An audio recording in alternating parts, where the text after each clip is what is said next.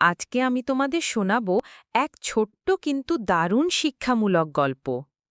একটা রাস্তা, একটা পলিথিন আর একটা ছোট্ট মেয়ের প্রশ্ন। দুপুরবেলা রাস্তায় সবাই যার যার পথে হেঁটে যাচ্ছে। একজন ভদ্রলোক পানি খেলেন, তারপর পানির বোতলটা রাস্তার একপাশে ফেলে দিলেন।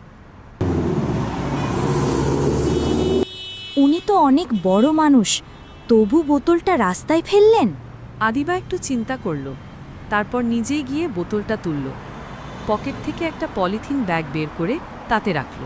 মা, তুমি তো বলেছিলে পরিবেশকে ভালোবাসা মানে নিজেকে ভালোবাসা, তাই না? হ্যাঁ মা, একদম ঠিক বলেছ।